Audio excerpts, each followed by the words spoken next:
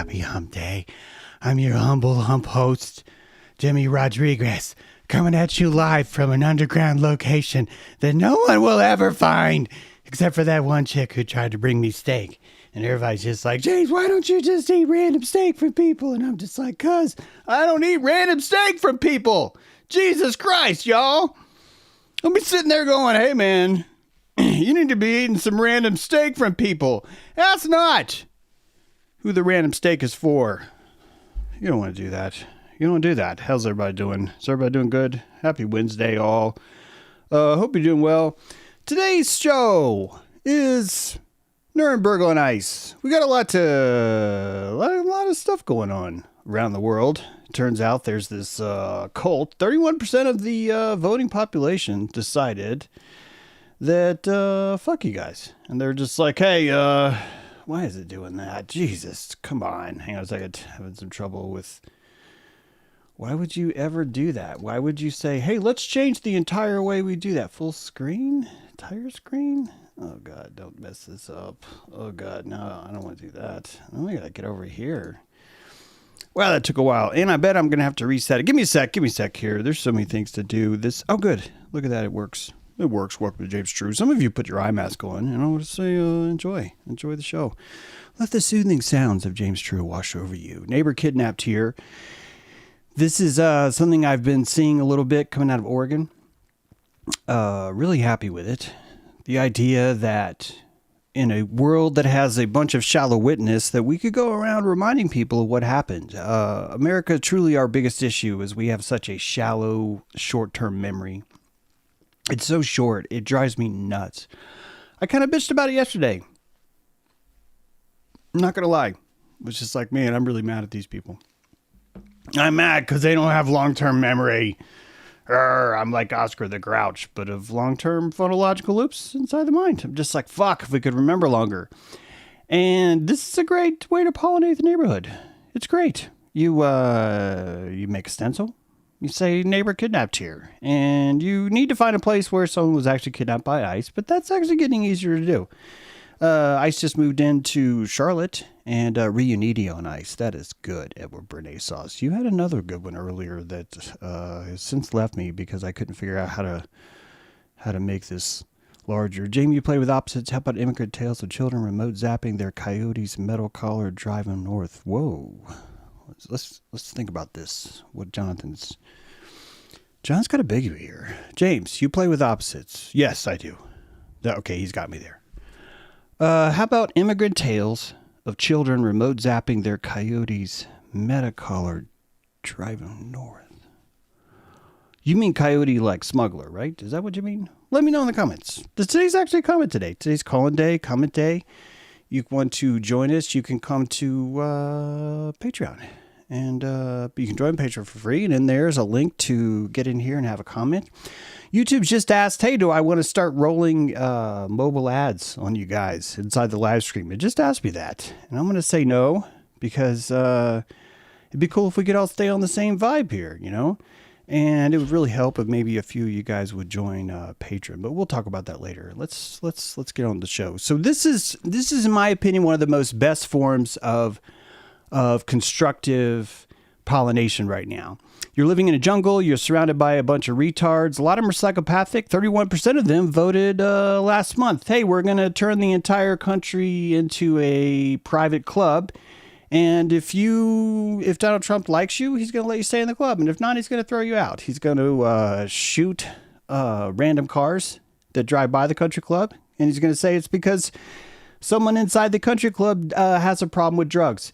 He's not going to go to the people that have a problem with drugs and say, hey, you are weakening our country. Instead, he's going to go out and just randomly shoot people. Mothers Against Drunk Driving, a very popular motif that started in the 80s. Mothers Against Drunk Driving were angry, vengeful women who lost their child to drunk driving. Of course they'd be angry and vengeful. Why would not? And you know what we did not do then? You know what we did not do? We did not send them on a safari down to Mexico and just let them shoot people that had a boat. We didn't do that.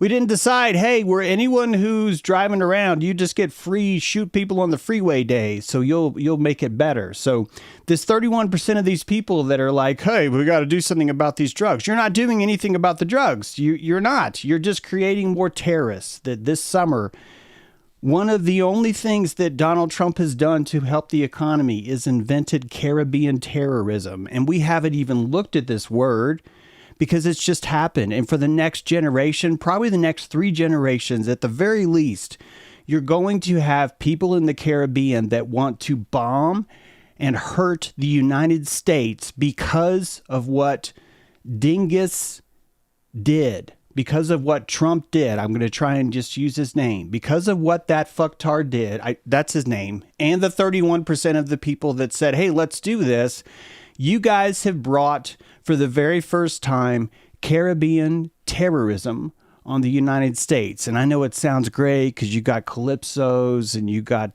probably some daiquiris. Some of you were like, hey, conch shells are fucking great. Let's bring it on.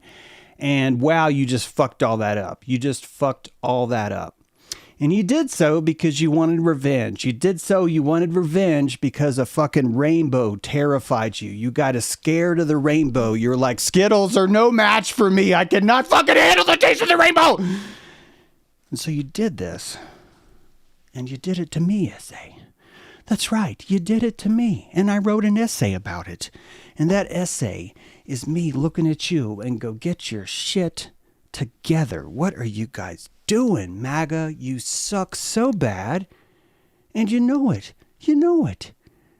And I am reaching into the very fiber of my deepest compassion to come up with you and to say to you the only way I can think of to pollinate these people right now without resulting to fisticuffs is to paint stuff like this on the street. It's the only way.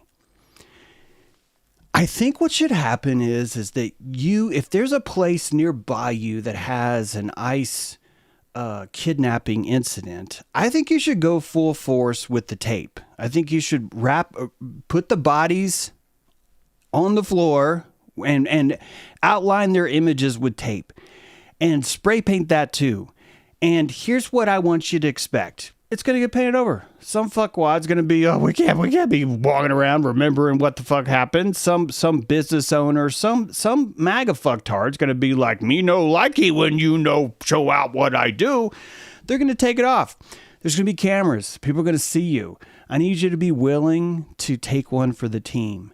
And here's how I want you to do it. I want you to form an action committee and you adopt a neighborhood location where something like this happened.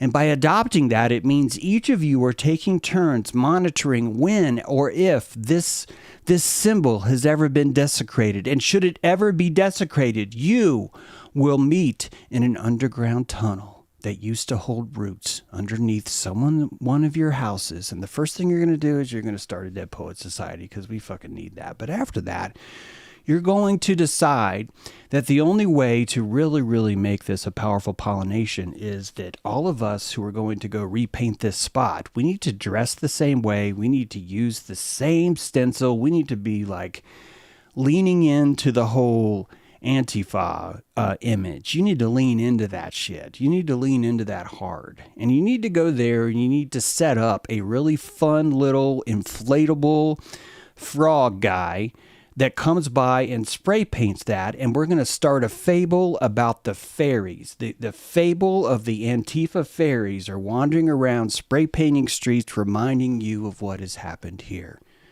today.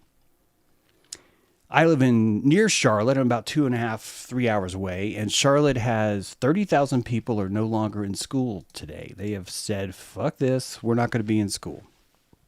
And they did that because of ICE. This is straight out of Fox 12, Oregon.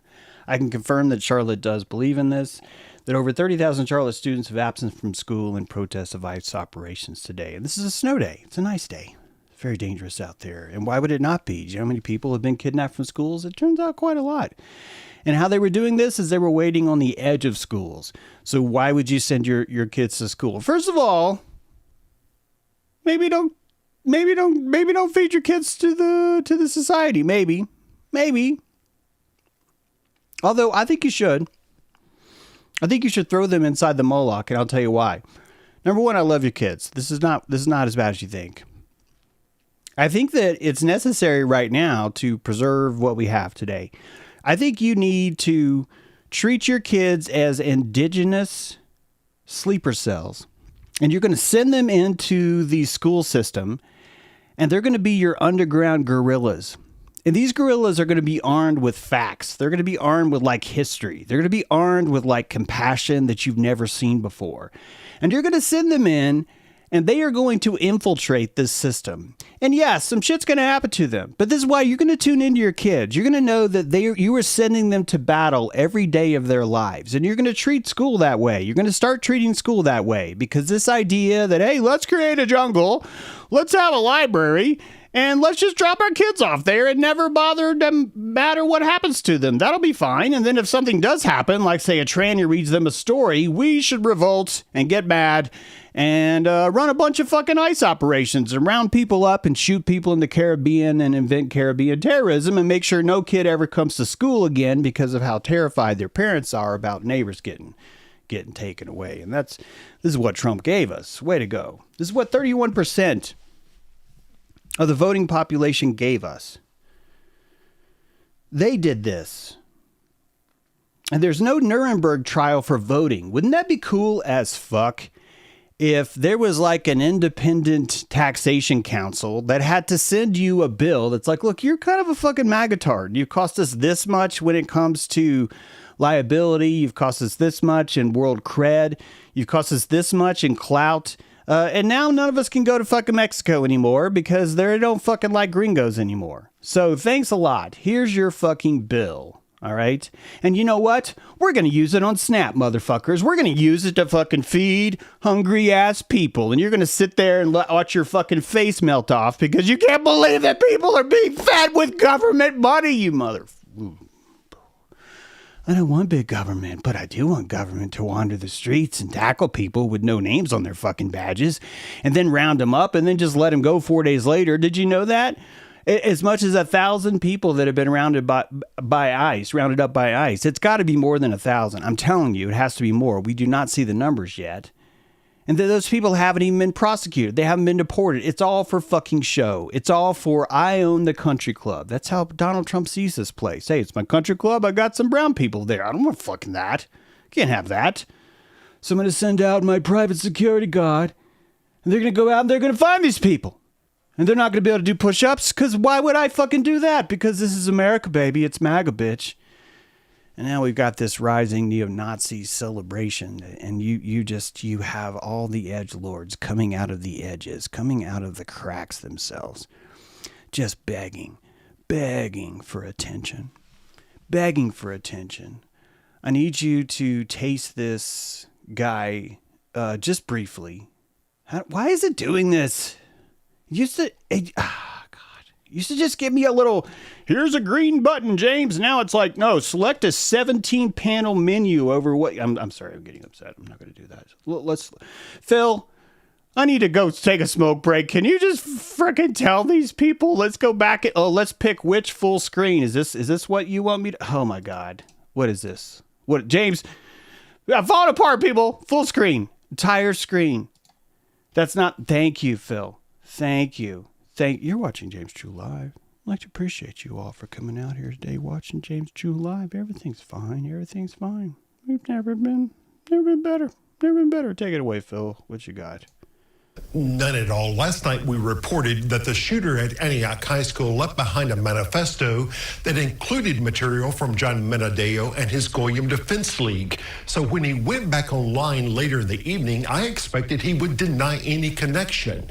That was not what happened. And again, a warning, we've bleeped his words, but the cruelty may be tough for some people to take. You know, when I see these kids, getting pumped up saying white power and they're getting ready for what's happening because they're having to live through this as children, I don't take back any of that at all.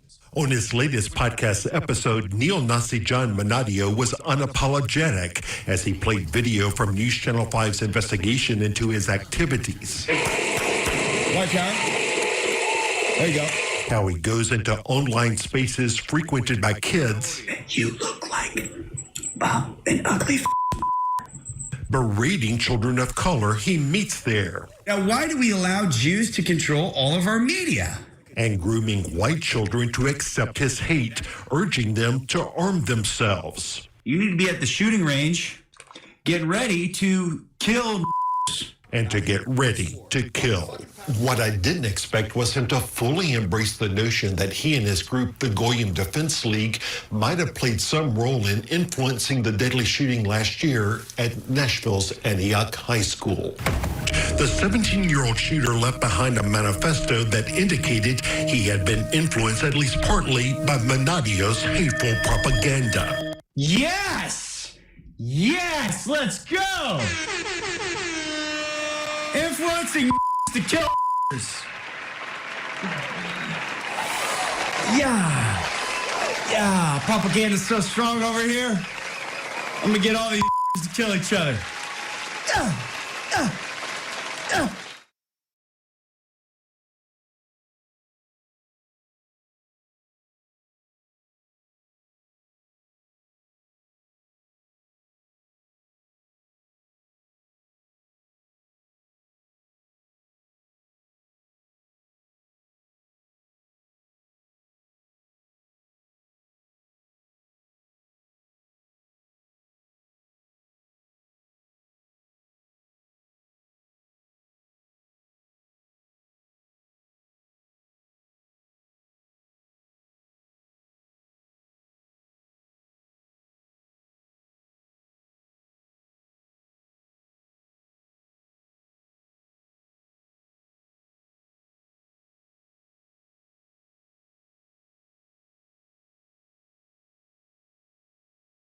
Thank you. I'm sorry, guys. I am just like, what was I saying? This is edgelording. I'm so embarrassed. I think I'd be better at this. I just said something brilliant. It was really great.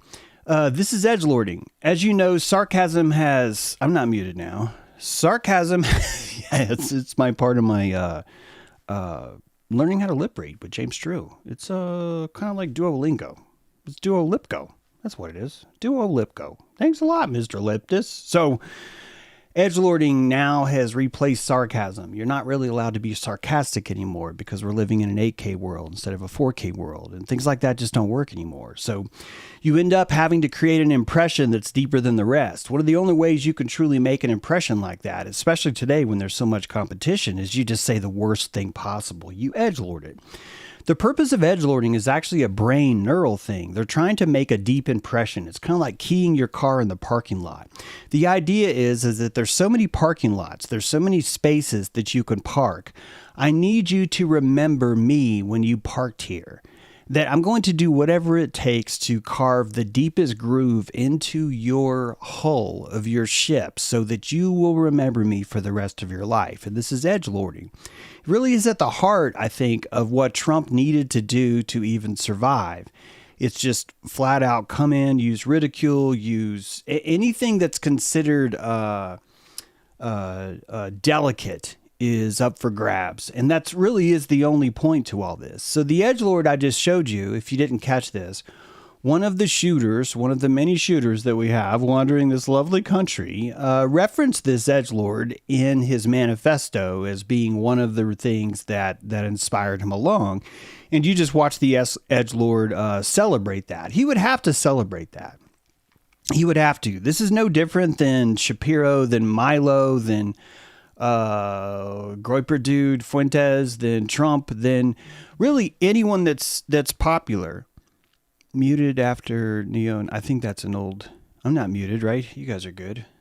So this quest for popularity is a form of survivalism, and that survivalism is trying to thrive in a culture where literally every single thing that has ever been considered the bar has been crushed by this new bar.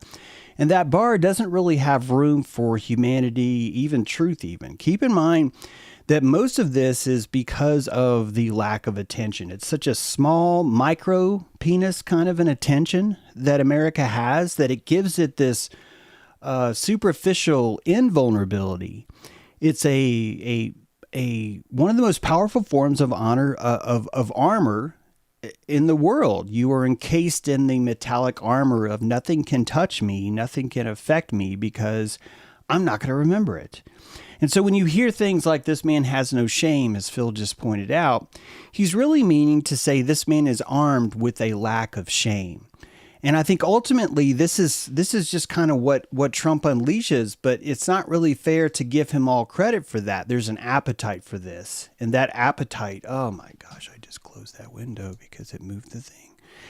That appetite, please tell me you're going to open again. Okay, good. That appetite is not necessarily something that you can say Trump gets all the credit for. That appetite was there before he got here. And that appetite is not going away. It's not going to happen. Let's watch this. This is some things have happened with Marjorie Taylor Greene. And it's caused a little rift, as I'm sure some of you know. Maybe some of you don't know. In the MAGA movement, there's a pretty big civil war. And then inside of those two sides, there's fractured more civil war. This could be the end of the MAGA movement. You could argue that, but I don't think so. What you're looking at is a collapsing of resolution. It's kind of like why we don't have big blockbuster movies in quite the same way we do, but now they're all green screen. They don't require like giant towns being built, etc., things like that. That the resolution of Hollywood has changed, and you're no longer able to pull off these big spear-esque kind of buildings and this sort of architecture that's just beyond the top, beyond over the top. So you're looking at a MAGA movement that's never really able to survive as a cohesive unit anymore. It has to splinter into all these cells. So you have a pro-Goyim, you have an anti-Goyim, you have a pro-Kirkian philosophy, you have an anti-Catholic philosophy, you have all these different movements that are not able to congeal together, quite frankly, because the resolution has improved so much in the world that there's no reason for them to conform to each other. This is actually kind of a good thing. It's just kind of hard to picture right now. Throw him in there. This is a MAGA fan. This is a MAGA fan burning his MAGA memorabilia. Let's get this vibe. Let's tune in and just get this vibe, see where this guy's at, because he feels righteous in this. What you're watching is he feels righteous about how this feels. CC MGTOW, perfect example, Brenda. MGTOW is an example of something that used to be inside the Red Pill movement. That Red Pill movement splintered into the MAGA hat movement, didn't it? And now you have all these different amalgamations that are coming through. Let's just look at one of them. Let's just spend a minute here, just kind of tapping into these guys, what they're about, how they feel. Throw him in there. Piece of shit. Have a good life with all your Jew owners. Some from 2020, some from 2016. Fuck you! You sure as fuck aren't making America proud right now. And for the record, we stand with MTG and Massey. Then you can fuck off, Trump. You're losing people quick. So, you're not muted. If you don't know what happened with Marjorie Taylor Greene, actually, I think I can play you what happened there with her. Let's see what happened with. If you don't know Marjorie Taylor Greene, she's a Georgia northwestern Georgia congressperson. Really made quite a name for herself. Honestly, I think this is probably Trump's biggest fan. Has always been known as literally one of the most loyal, diehard Trump fans. Probably got her elected, not gonna lie. And of course, we've seen some things coming out with the Epstein thing, but let's just get her vibe. Don't even really think about this as an Epstein thing. I want you to think about this as the fracturing or the splintering of what MAGA is. Take it away, Marjorie. Election without his endorsement, beating 8 men in a primary. And I've never owed him anything, but I fought for him for the policies and for America first. Sorry. I didn't trim this. Let me just.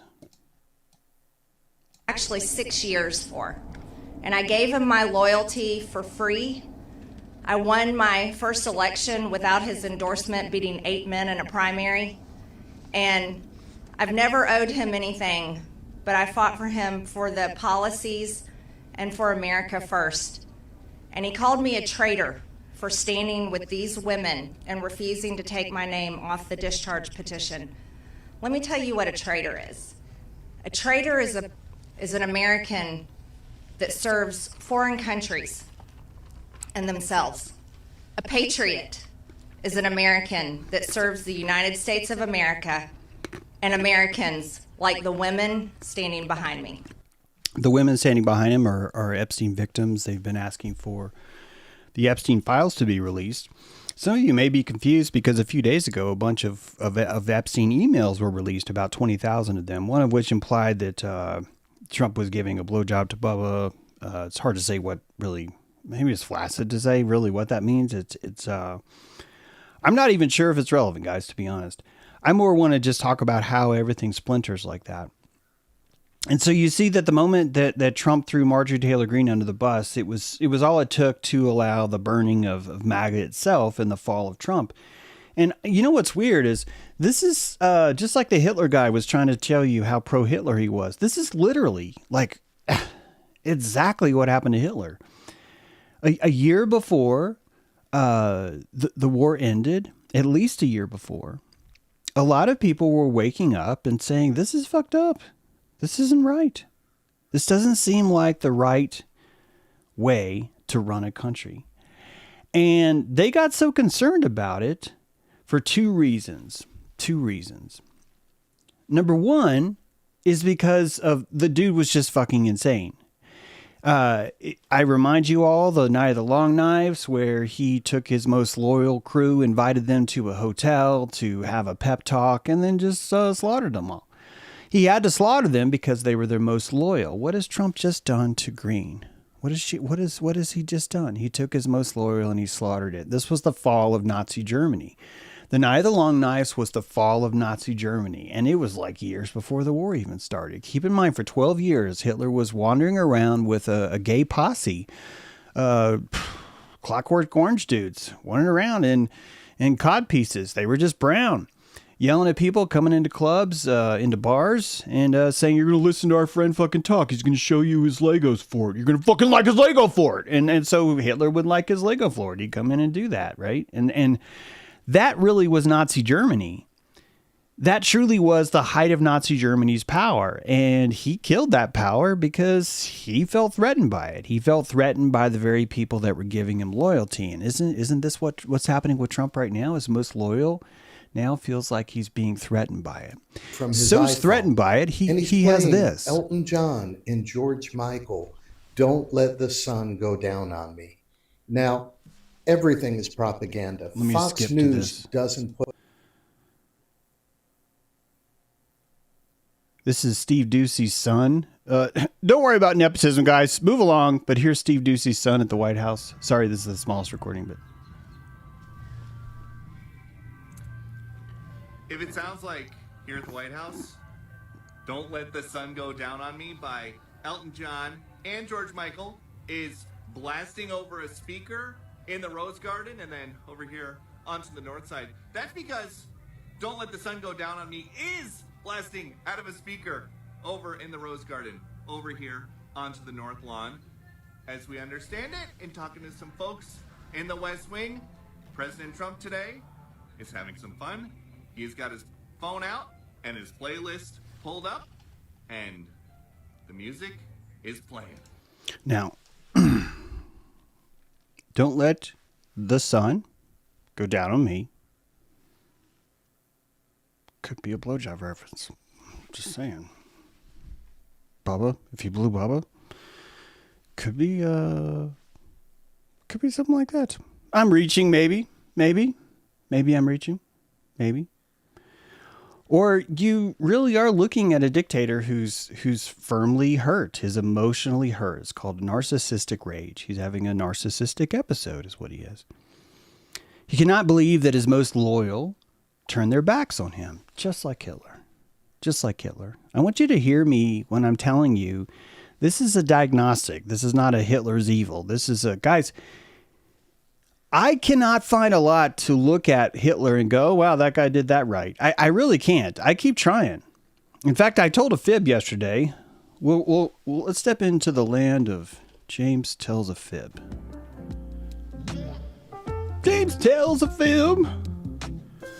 Yesterday I said Hitler wasn't married and he never had kids. But that wasn't quite true, yeah. That didn't happen at all. I'm gonna tell you. Yeah, see, I told you yesterday Hitler doesn't have kids and didn't have a family. He didn't have kids. He didn't have a family. But the day before he ended his life, he got married. That instead of sending his beautiful bride to be Eva Braun away to live in safety, which he had many opportunities to do that fucktard's like, no, you're gonna stay here with me. You're gonna stay here with me. And we're going to, now that I've lost the war, Hitler says, looking at you, Groypers, now that I've lost the war, I guess I'm going to like fucking subject myself to something worse than war, which is being married to a woman. Stop thinking Hitler wasn't gay. Stop it. Stop it. Stop it. There's nothing wrong with being gay. There's just a little bit wrong with being Hitler. And even that, I know how much it hurts you guys. Sark, I know you're out there. You're pretending to write brooding shit in your office underneath your giant Nazi flag because it makes you hard when your wife's not around.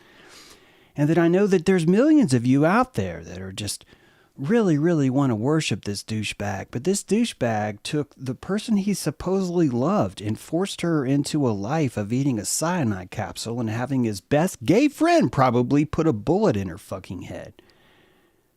And that was after 6 children that he was fond of that were wandering around the bunker with him. And he decided, well, I guess we need to fucking kill them too.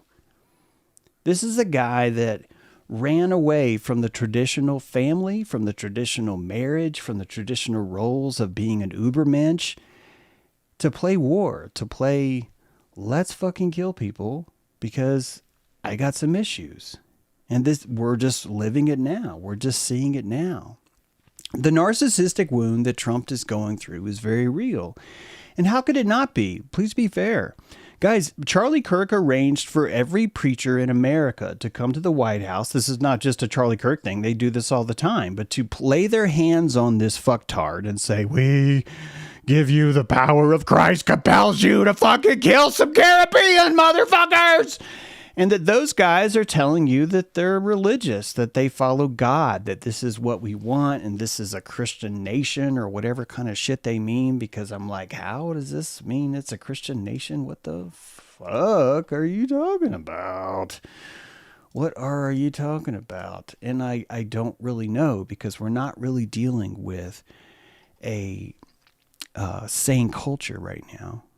We don't have a culture that's capable of remembering things. In fact, we have a culture that's capable of being told that Hitler was like this really kick-ass dude who was just doing everything right.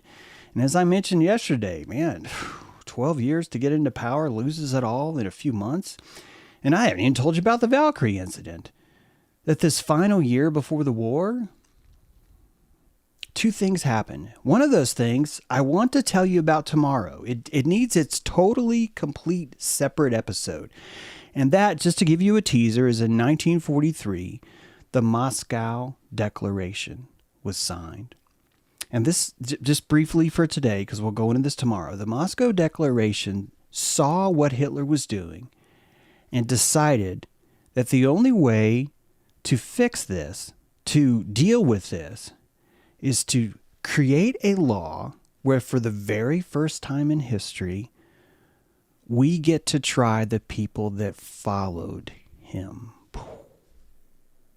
We're going to try the people that followed him.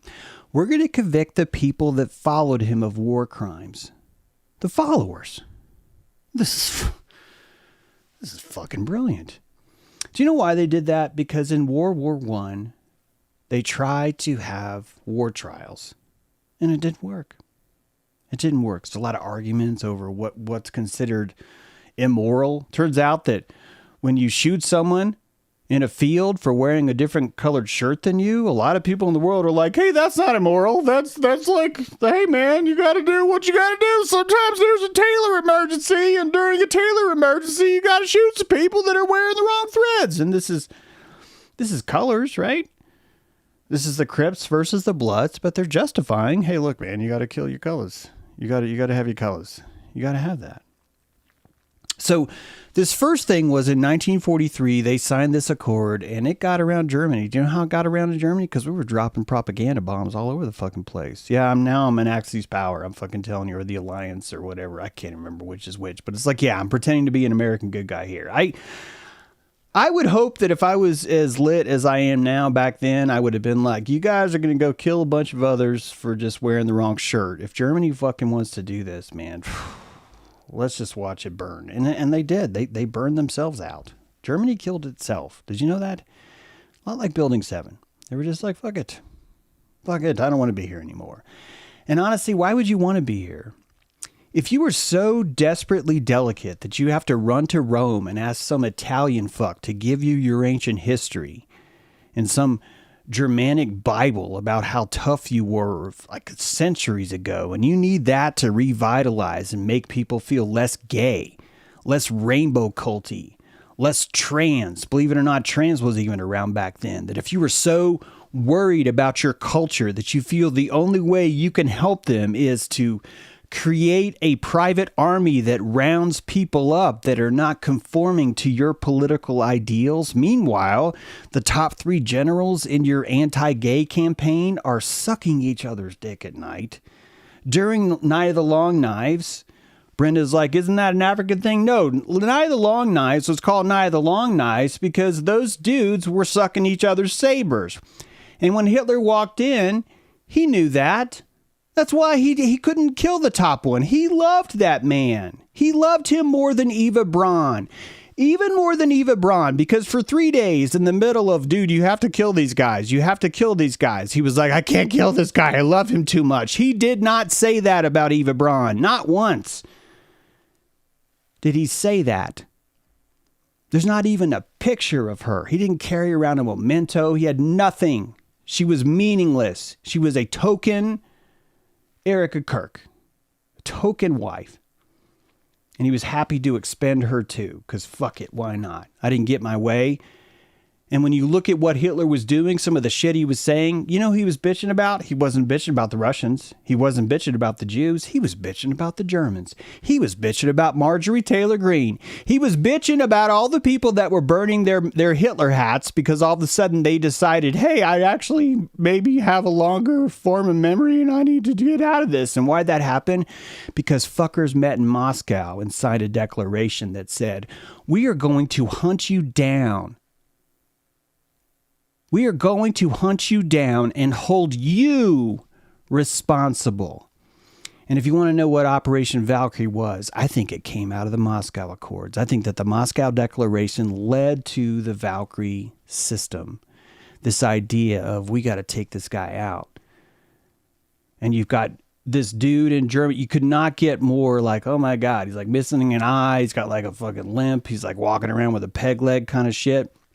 He's like, we got to kill Hitler. I want to remind you guys, not only were the top 3 people genetically inferior because they were gay, just using his words, but even his master of propaganda had a clubfoot.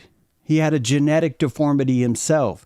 This whole idea about the Aryan race, guys, Hitler could not stop farting. He couldn't eat meat. He was literally a vegetarian, libtard, purple-hatted, gay, trans motherfucker with a tiny dick. And you're watching America worship this guy because that's how those people feel. Why do they feel that way? Because they're disenchanted males. Why do they feel that way? Because we have equal rights. Why do they feel that way? Because they missed the world where things were easier. They missed the world where they were not responsible for their shallow witness, their shitty phonological loops, and their inability to remember who the fuck they screwed over yesterday. And that's going to cause a lot of white men to be disenfranchised. So when they're disenfranchised, they're going to do some crazy shit. And one of the worst, craziest shit you can do is follow or listen to orders. Let me see if I can get this guy to play right. You're watching James True. You are. And I'm not muted. And the intelligence community who take risks each day to keep Americans safe. We know you are under enormous stress and pressure right now. Americans trust their military. But that trust is at risk. This administration is pitting our uniformed military And intelligence community professionals against American citizens. Like us, you all swore an oath. To protect and defend this Constitution. Right now, the threats to our Constitution aren't just coming from abroad, but from right here at home. Our laws are clear. You can refuse illegal orders. You can refuse illegal orders. You must refuse illegal orders. No one has to carry out orders that violate the law or our Constitution. We know this is hard and that it's a difficult time to be a public servant. But whether you're serving in the CIA, The Army, or Navy, the Air Force, your vigilance is critical. and know that we have your back. Because now, more than ever, The American people need you. We need you to stand up for our laws, our Constitution, and who we are as Americans. Don't give up. Don't give up. Don't give up. Don't give up the ship.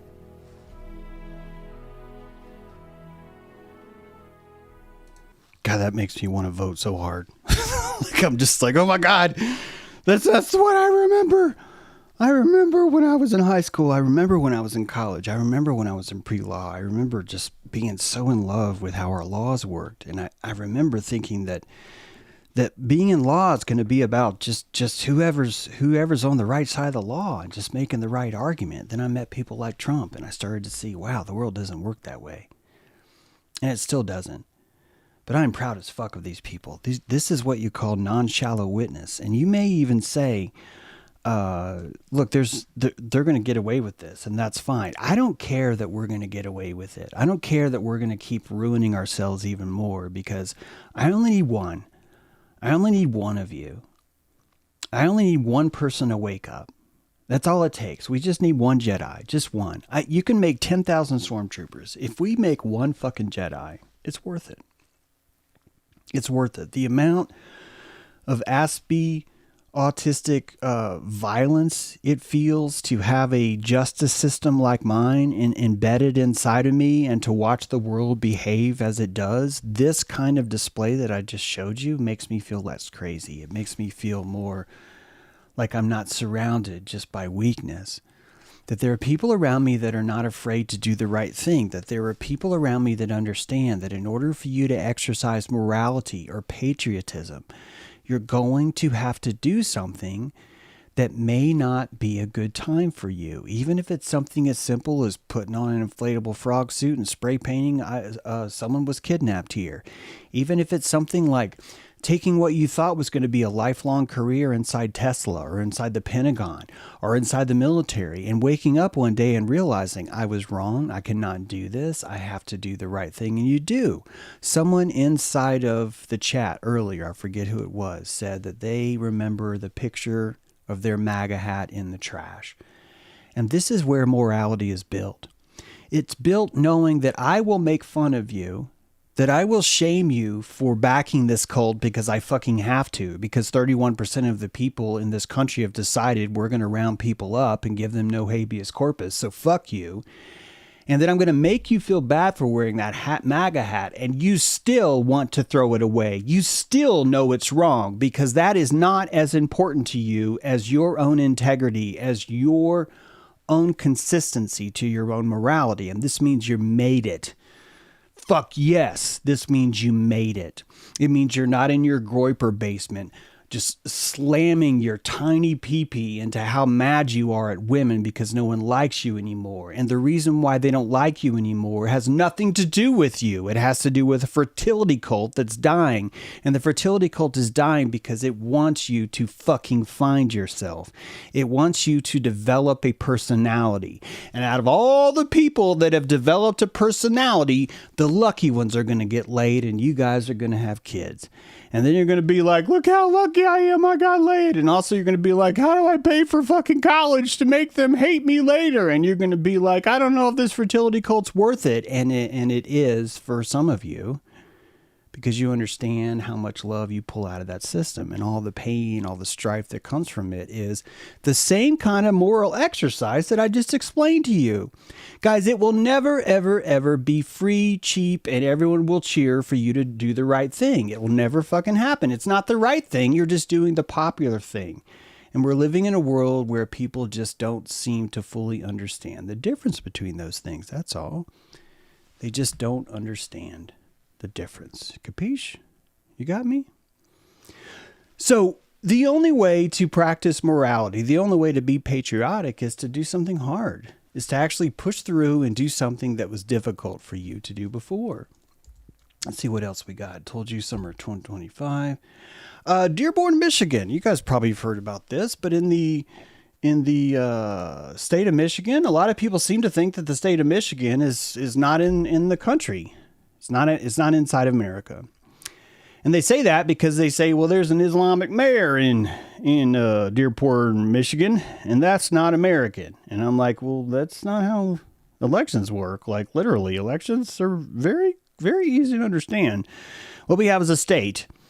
And anyone in the state who's a legal resident of the United States is allowed to run for election. And anyone else who's a legal resident, they get to vote for that guy in election. I don't mind explaining this. And then if you're going to vote for someone in election, they're going to be elected. Then after that, you're going to have someone who's in charge. And guess what?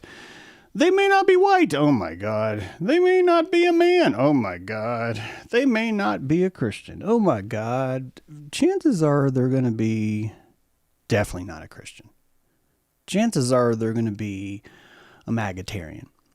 Chances are they're going to be a nationalist or a localist.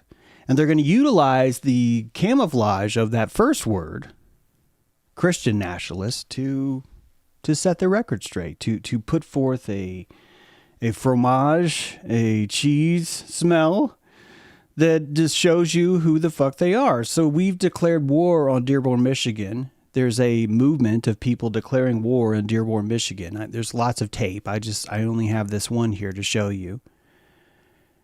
And really, it's because I want you to pull one thing out of this, that you have a marauding bunch of white nationalists that are angry at the world because they don't feel that their peepees are being respected as much as anymore as they used to. And so they're wandering into a town that had a free election, and then a majority of people that lived in this town have decided that they're into Islam, that they're Muslims, that they have a culture that's different. And it's no different than Coventry or the Seventh-day Adventist or the Amish or whatever else. But for some reason, this is where we've drawn the line. We've got a problem with this.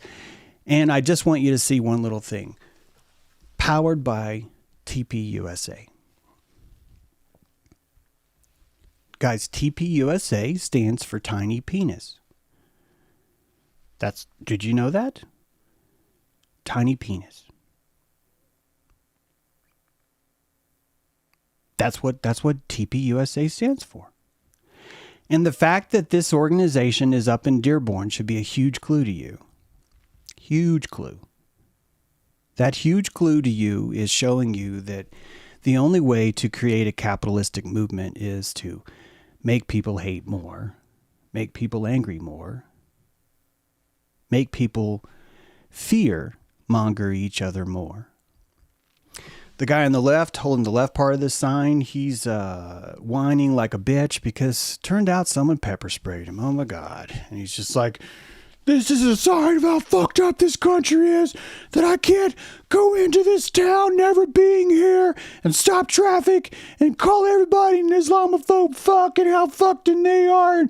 And oh, by the way, he decided to take bacon and smear the Quran with it in public. And what do you know? Somebody fucking pepper sprayed him. And now he's just like, it proves how violent they are. He's using this as a proof for how violent they are. That's how fucking retarded this 31% is. It's fucking retards. It's retards. And you know it.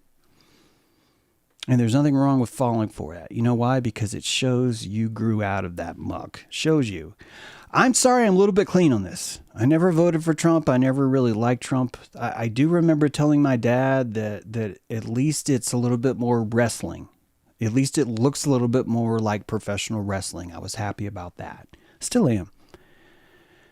What I didn't know 10 years ago, when I told my dad that Dad, this is going to help because it's going to show people that it's more like professional wrestling. What I did not know is that they would build a giant cage match fight outside the White House, that they would put someone like Pete Hegseth in charge. I did not know that they were going to lean into that. And this is why I started the show by telling you about this idea that the thing that is empowering so much of these people is the lack of shame, is the lack of witness, is the lack of long-term memory. So you end up with a situation that we have kind of like now, you know? It's a real viable thing. This is America, guys.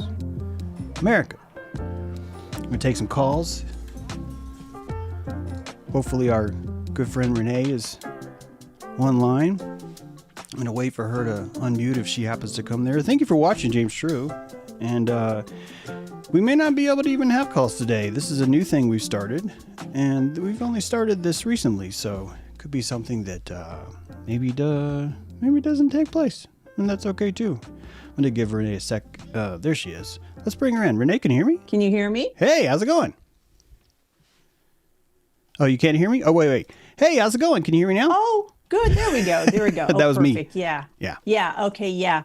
Well, currently we don't have any calls coming in, but yeah, this has been a great show. I have to say, being in Oregon, there is a lot of ICE activity, and it was cool that you posted that clip you got about the Charlotte, North Carolina 30,000 students was from Oregon, an Oregon station. Yeah. Currently in Hillsborough, which is probably about 10 miles from where I grew up, Hillsborough, Oregon has declared a state of emergency over the ICE occupation. Excellent. And that is, you can say that's considered like Little Mexico in a way in Oregon, just because there's a lot of farms, there's a lot of work out there. And so they've been a big part of the community for a long time. Now I do have some zetetic experience as well with the dangers of the cartel, that the cartels that do come up from Mexico in that region as well. Yeah. I have a friend of my brother that was murdered by that type of association. He was Hispanic as well. So there is dangerous things that do happen. Yeah. I just know that zetetically. So this is real stuff. It really goes down. But I feel like we're being terrorized in our own country, by our own country. There was some footage where these people had pulled into like a Dutch Bros, and a white van pulled up in front of them, and if they couldn't move out of this drive-through, and they had pulled guns on these people, and that's all recorded by the employees at Dutch Bros, who are then hiding in a closet because these guys come out with these machine guns. And just the extent of what's going on. I also saw some footage of someone who had been following ICE, and they had followed that van and then broken the window to get the women out of this van. So it is intense out there. So as far as kids not wanting to go to school, I can completely understand that. Oh, yeah. Yeah, you'd be crazy to do that. You'd be crazy to send your kids to school right now during all this. In fact, it's an excellent opportunity to talk about civil disobedience and what all it even means. And you know, this is an important issue that narco-terrorism is costs people's lives, a lot of them. I actually almost did the show today about what's happening in Mexico, but honestly, there's so much footage. I need time to go through with it. And tomorrow's the anniversary of Moscow Declaration, so I really want to hit that hard because I just think it's important. But maybe on Friday, I can bring you a nicer, more robust show specifically about what's happening in Mexico itself. This idea that a drug dealer from Mexico is able to penetrate into the United States, go as far as Oregon, by the way, and kill someone on the street is a real legitimate thing. And it's weird because it seems to have a special case. It's almost like a hate law. What I mean by that is that there are laws that protect people from violence, but then those laws are kind of pushed aside because we've created a new set of laws called hate laws. And those hate laws, because they carry stronger penalties and because there's a mandate to practice those more, we end up ignoring all the regular laws and just focusing on hate laws. And I like to think that that's basically what's happening with the narco-terrorism idea. That we are justified now in creating new terrorists in the Caribbean because we already have domestic terrorists here now. And we're using the idea of drugs and fentanyl to be the very purpose of that. Now, if you really wanted to eliminate the power of terrorism, of narco-terrorism, you would legalize fentanyl. Do it right now. And we are terrified of legalizing fentanyl because we do not have the populace, so we say, that could handle this kind of drug being legal. And as long as we have that, you have the ability for an overarching federal power to do whatever the fuck it means, whatever the fuck it wants to do, as long as it can say it's doing this for the two magic words that keep bringing us down: public safety. So there's no way we are ever going to get to a place where no one dies, where no one is liable for someone else's death.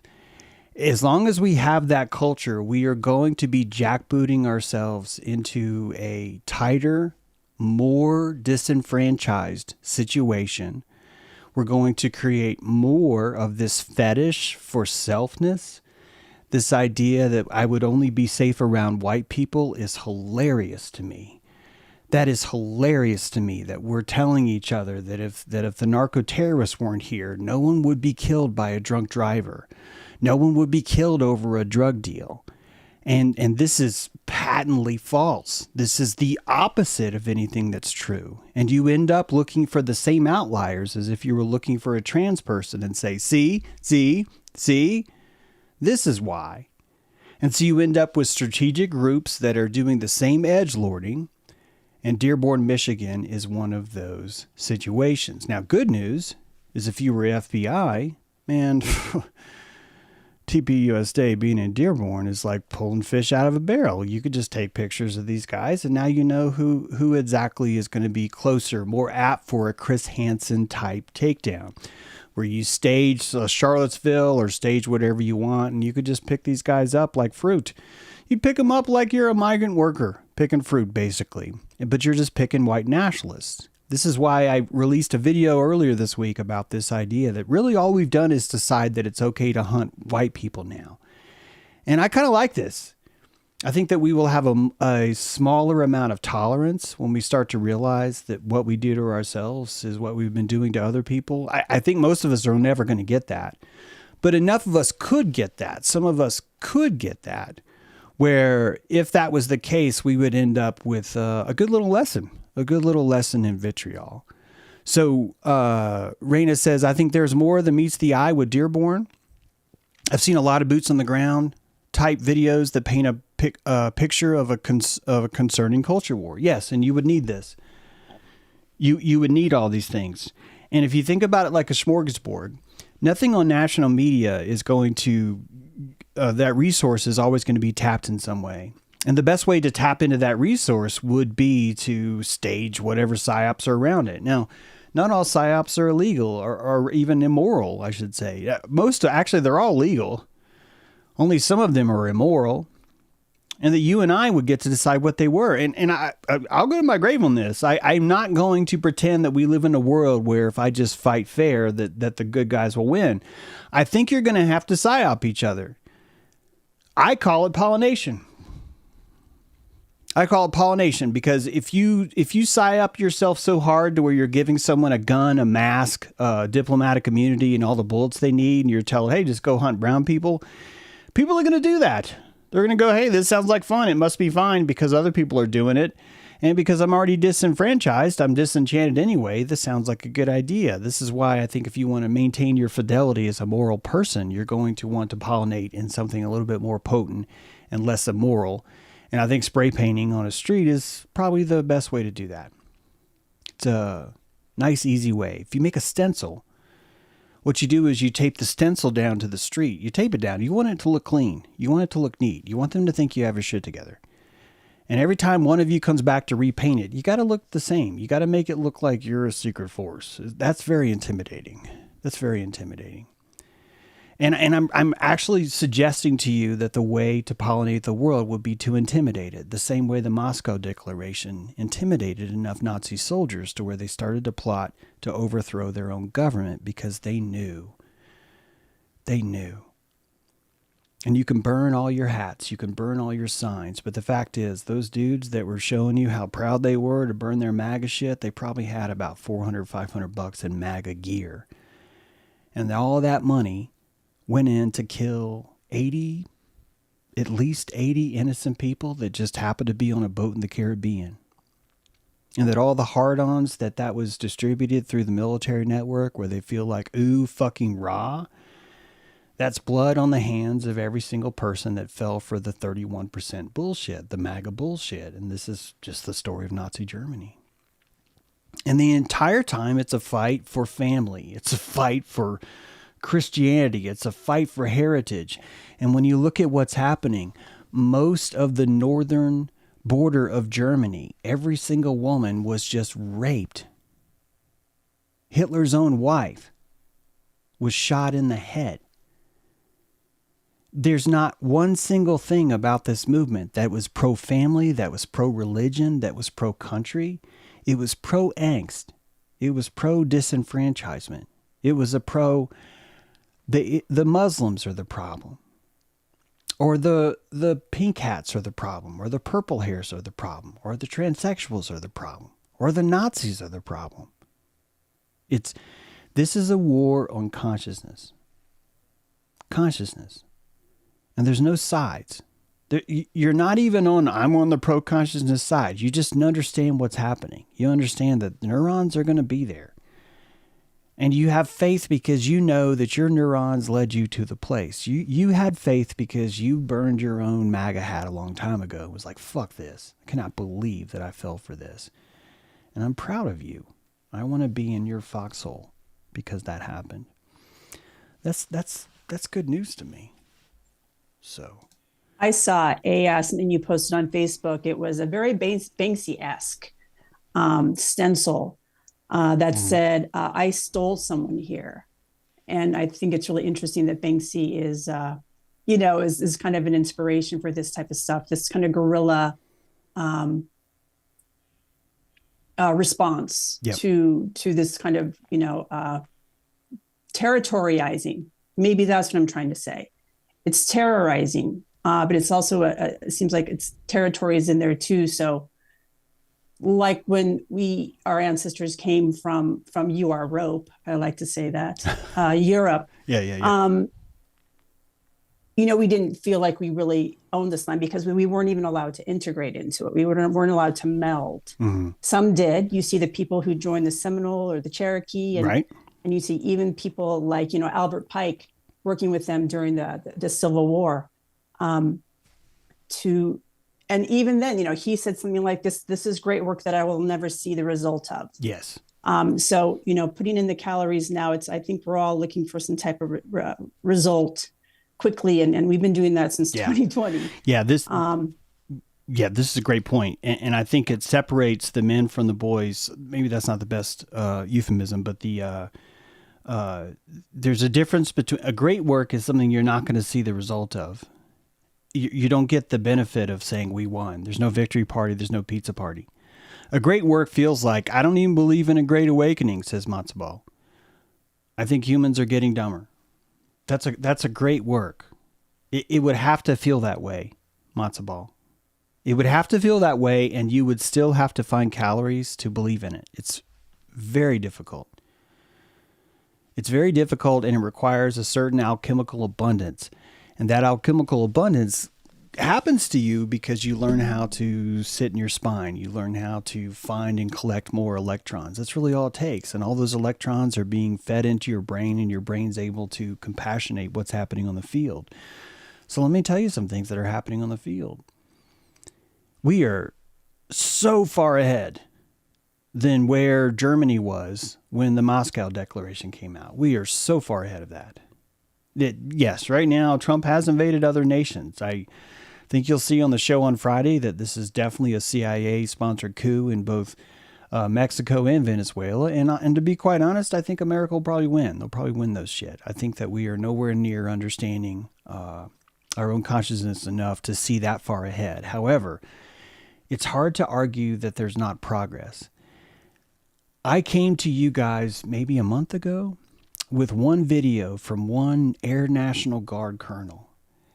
And I said, I know it's just one, but this matters to me. And I played it for you. And this guy told you it's time to, stand up. You don't follow orders and all this other stuff. And today I showed you a video, and you've got people from the CIA. You've got people in Congress. You've got people from the FBI. You've got people in the military. You have every branch of government plus every interoperational branch of government that is putting out a PSA telling you you're going to be held responsible for this. This is progress. It is not the progress you want. It is not the progress that shows you we're going to win. If you knew you were going to win, none of this would matter, because then people would just say, well, I'm going to be on the winning side because it feels good to win. Fuck yeah, I'm winning. And that's not what a great work would do. You can't be Perseus. You can't be fed golden shoes, golden shield, golden helmet of invisibility. All you got to do is go kill a naked bitch. It's not going to work that way. You're going to have to morally choose the right thing over and over again. This is how you raise out of the compost heap. You're going to need a compost heap. Thalmi Keistly is what you're going to need. A place where these things can find themselves, discover what it takes, and climb out of the muck. So this is progress to me. May not be the progress that feels good, but this is really what makes it moral. It's moral because it hurts. It's moral because you're doing it anyway. You're finding, man, this just seems like this is the right thing to do. So great work, people. I really mean that. You know, James, it makes me think about the Parthenon and Athena holding Nike in her hand. And, knowing, Nike wants her to take the laurels, and Athena's gotten some, she's huge. Nike just sits in her hand. That's so right. it's almost a whispering that you take the laurels. But when we realize that this isn't necessarily for it's for all your lifetimes. Yep. It's for what came before and what will come after. So I think that's the posture that a lot of people are opening up to, just with all the challenges and the gauntlet that we went through with the corona. Mm-hmm. That was such a great builder of sovereignty, but also of symbiosis, as we like to say. Great points. And look at how many people actually were like, I don't want to wear a mask. That's a lot of people. It's a lot more than last time. It's so much more than last time. And yeah, this has happened before. We've had masks before. We'll have them again. It's happening with ICE right now. And just even show you more. I don't even know why I need to talk into it. I don't want you guys to think that we're making progress, because honestly, it's going to make the morality that much sweeter. I want the crystals of your morality when you're in the morose of this is never going to work.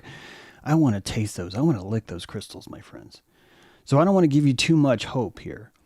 But I do want to remind you that I've shown you video of firemen saying, my body, my choice. This is Republican firemen that are like screaming, my body, my choice. That's fucking progress right there. I've shown you videos of Gavin Newsom that has passed a state law that says any federal worker, any state worker is not allowed to walk around in a fucking mask.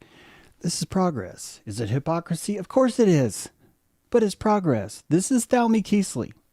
This is a bunch of dead worms in a compost heap.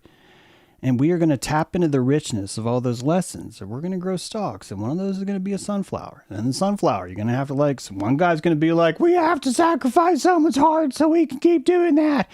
And a bunch of 31% of the people are going to be like, let's do that.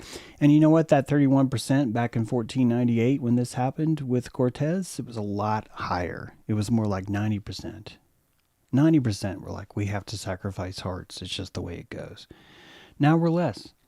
Not only that, but the people that are actually getting all the gulags, all the praise, all the free meals, all the first class ticket upgrades, the ones that are being told thank you for your service, they are looking in the camera saying this doesn't feel right. Something about this isn't right. So this is a beautiful, it is a war, but I want you to understand the war on consciousness is not really about fighting. It's really about striving. It's really about, can I keep this? Remember that, I don't know where this is from, but the idea that, I think it might have been something as silly as like, my name is Earl or Malcolm in the Middle, but the idea that you would put a plant is in your hand and you're holding the dirt and that plant has to grow in the palm of your hand. And for the rest of your life, you have to carry that plant around. Until you're ready to plant it, you have to carry that plant around. You have to do all the work. This is called being first chief. Being first chief is hard. You're like, I want a new moon fire. You invite people, no one shows up, but you're there. Then you realize, wait a minute, It's not correct to say no one's there. I'm here. And for the very first time, a crystal forms. And I want to lick that crystal self. That's a good looking crystal. That's some good stuff. So it's a great ego crystal. And I think of ego, like go for it. Yeah. Instead of sit and stay, obey and stay. Yeah, exactly. I was raised in a religion. I was raised Mormon, and there was a lot like, you just have to obey, fold your arms about your head. And I'm like, this just doesn't fit, man. Mm-hmm. This doesn't fit. And, I was actually talking to Chat. I really like to talk philosophy with Chat GPT and how I was like, I thought the word faith was just a bunch of crap until about 5 years ago. I was like, what is this faith baloney? But it is because I didn't really feel it in myself. Like I had to carry the faith of my ancestors, which was scaffolding, big scaffolding, everybody. Yep. These religions are very important for this growth. So you don't want to throw out the Piscean age. We need to expand from the Piscean age. And so everything's on the board. It's just you're lifting out, you're getting more calories, you're seeing from a different distance, you're becoming your own chief. You're making your own fire. If nobody comes, that's great. Yeah. You're going to even be more powerful than that. Yeah, you really will. So it's very individual. Yep. You will be more powerful. And I'll tell you, you'll hold the only sacred honor of being the first one there. And so this happens all the time, guys, in all of your moral movements through the world. This happens more than it doesn't, which is that you find yourself going through the suck. And it turns out that suck ends up being the very badge that you wear that gives you all this power later on. And until you can learn to see, there's safety in having a short attention span and short memory, but there's also a lot of loss that occurs that you end up missing a lot of things. One of which is that maybe Brussels sprouts kind of taste good. That maybe this idea of doing something that maybe isn't necessarily popular is exactly the way to forge a new country, a new way of life. I would love to see America become more like China. Isn't that fucked up? I'm going to do a show on China once. I want to show you all the videos of where China is, how they view us, where they are technologically. I want to show you all the times that we've said cheap China, cheap Chinese crap. And when I show you the things that these guys have made, the things that they've been able to tap into, and the reason why one of their greatest powers is that they are operating on a symbiotic model. This has downfall. It's hard to raise the individual in a symbiotic model. We could discuss those too, about how the loss of the individual it feels a lot more tangible when it comes to looking at these kind of cultures. But at the same time, you're really seeing the power of the symbiote between them. China doesn't necessarily consider America an enemy. They consider America a bumbling, dangerous fool, a new creature, and it's fair, only been here 200, 300 years, a brand new creature, and they've been here for thousands, 3,000, 5,000 years. They've been through a lot more. They understand what stability is. More importantly, they understand the power of something called honor. It's so weird, but that place is so symbiotic that they have their own sense of morality built into the way that they're venerated, the way other people venerate them too. It's something that America doesn't quite have because we really like to capitalize on our ability to become even more shameful than we've ever been. This would be necessary for a wrestling culture, for a WrestleMania culture that builds itself out of those things. It would be absolutely necessary to build an anonymous platform where you could test your own morality by making horrible, horrible decisions. And so ultimately, that's why we're here. And a lot of us are afraid to make horrible decisions because we do not want to be held accountable for them. And then you end up being disgruntled. And after you're disgruntled, you end up with this weird place where you end up doing some of the worst things you could possibly imagine. And it's all because you hate yourself. You hate yourself because you didn't take a chance. You hate yourself because you're going to be haunted for the rest of your life if you're not willing to really look at yourself and say, I need to throw this MAGA hat away. Or I need to rethink my position on Dearborn. Or on Christian nationalism. All of us should be encountering these kind of hurdles every day. And we're living in a culture where we pretend to hail politicians that never change their mind. And that really is the antithesis of growth, isn't it? And since that's the antithesis of growth, the fact that we're worshiping that is showing you that we're trying to stop the progress. This is why I think it's proof that progress is even more than you think, because I don't think you understand how much we're dragging our feet. Like, just how much energy we are losing in this place because we're dragging our feet so much. It's pretty amazing. So I think that the moment we stop dragging our feet, progress will jump on itself. I'm not in a hurry. I don't want to get to Singularity 2239. I believe the Singularity will be here. 2239 is not a bad year to guess at it. I want to enjoy what we can. I just wish we could be kinder to each other. Enjoy the little bits of analog culture that we have left and tap into those. I regret that I could not put the invite to call in into the chat. For some reason, the interface has changed and I can't full screen stuff and I can't even see the thing that says make sure waiting room is on. And we lost the stream the other day because this chick started undressing in her bathtub and then some guy was like throwing child porn up. So this is what I mean. We live in a culture that has this. It has this more than it doesn't. And as long as we are protecting that because we're ashamed of ourselves in that way, we're not really able to just open the lines and have stuff like that. I think it's a good thing.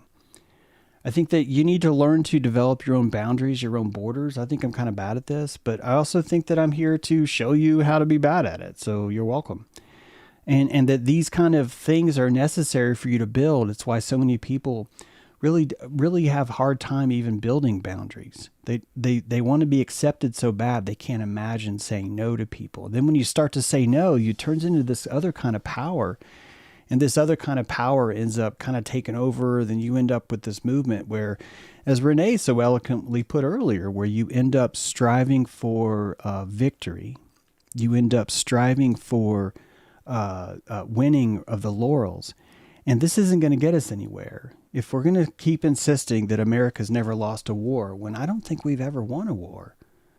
I really don't. Guys, we entered World War II way too late. Not only that, I've been one of the first that's been like, America did more to kill Germans than Hitler did. And actually that's not true because Hitler actually ruined his own supply lines in the last couple months of his life. After Operation Valkyrie, that dude turned on his own people. I know a lot of people maybe don't even like to consider the subtlety of that, but I would turn on you guys too. If you guys tried to bomb me after I tried to do what I thought was an esoteric raising of the archetype, I would want to kill you fucks too. So, and this is how Trump feels with MAGA. It's so perfectly indicative of this hero's journey we're on. And if there wasn't progress, we wouldn't be able to call this a hero's journey. It just wouldn't happen. Droopy Eyes, $10 super chat. Thank you. Pair character bowing down saying thank you. Oh, thank you. Appreciate you rising to the occasion on that. Really do. Guys, thank you for watching the show today. We'll bring you more later. I want to say thank you much to Renee for being here. Renee, thank you so much for. Oh, you're welcome. It was really fun. Yeah. Again, if you want to join Patreon, that's great. There is a free way to join, and you can hit that Zoom link and ask a question if you'd like to support James. Of course, we are down with that. We have a dojo that it's just a real great place to get some practice on the mat or observe it. And of course, we got all the books that James has written. So we're having fun. We got a lot of people doing some good work out and about in this beautiful Aquarian age. Thanks so much, everybody. I'll mute. Thank you so much, Renee. Appreciate it. And yeah, I got some books out. You guys could buy some books. You could do that. And if you join Patreon, you'll be able to call in next time. It is free to join. You just got to give me your email address. And if I have your email address, it's a lot easier to have you as a caller on, because I know some of you guys send me nude photographs, and I don't mind. I just don't want to put them on air. That's all. I just want to keep it from my private stash. You know what I'm saying? See you next time on James True. Thank you so much.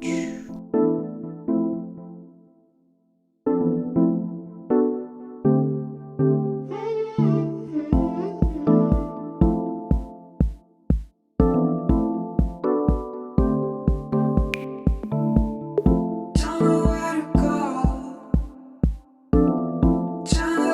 time.